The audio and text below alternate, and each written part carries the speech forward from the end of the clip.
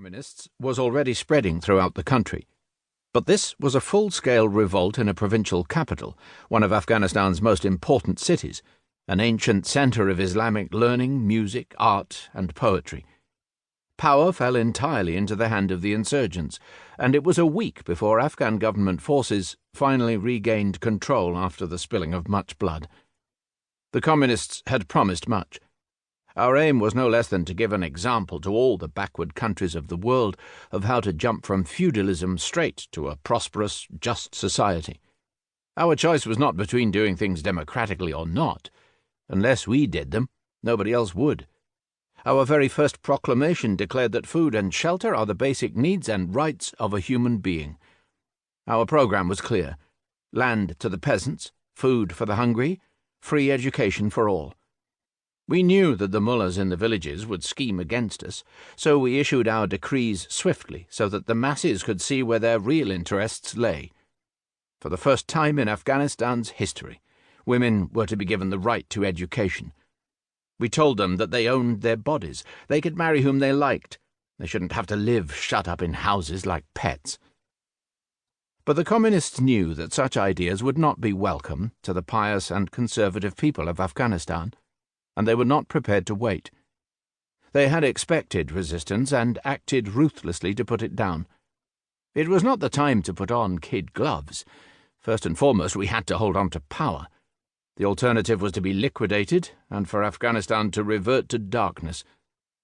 So they started a massive reign of terror. Landowners, mullahs, dissident officers, professional people, even members of the Communist Party itself were arrested, tortured, and shot in large numbers.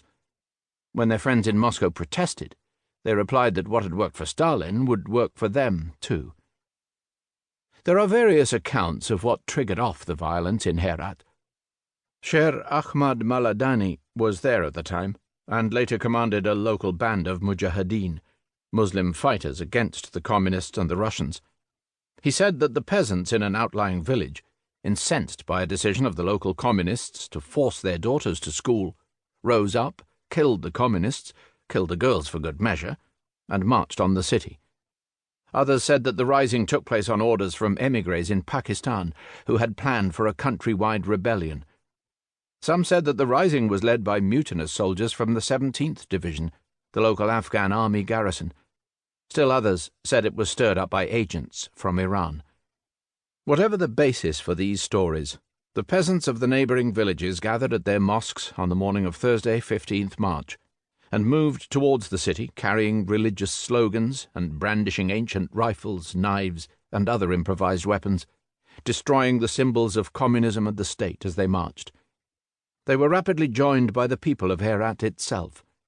The mob flooded down the pine tree avenues that led to the city, past the great citadel and the 4 ancient minarets in the northwestern corner, through the Maliki Gate, and into the new suburbs to the north and east, where the provincial governor's office was situated. They stormed the prison, sacked and torched banks, post offices, newspaper offices and government buildings, and looted the bazaars. They tore down the red flags and the portraits of the communist leaders. They beat people not wearing traditional Muslim clothes. Party officials, including the governor himself, were hunted down and killed. So were some of the Soviet advisers who were working in the city and were unable to make their escape. By noon, most of the city was in rebel hands. That evening there was dancing in the bazaars.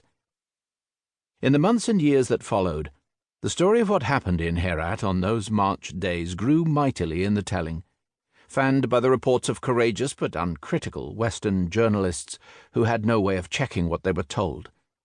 The mutilated bodies of 100 Soviet advisers, their wives and children, were said to have been paraded through the streets. It was confidently asserted that Soviet long-range bombers had pounded the city for 2 days. Up to 20,000 people were said to have died in the rebellion and its aftermath. As so often during the Soviet war in Afghanistan, facts were hard to establish and hard to distinguish from myth-making.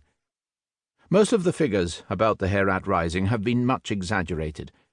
But whatever the truth of the matter, the immediate reaction of the communist government in Kabul was to panic and to ask Moscow to send military forces to put the rising down.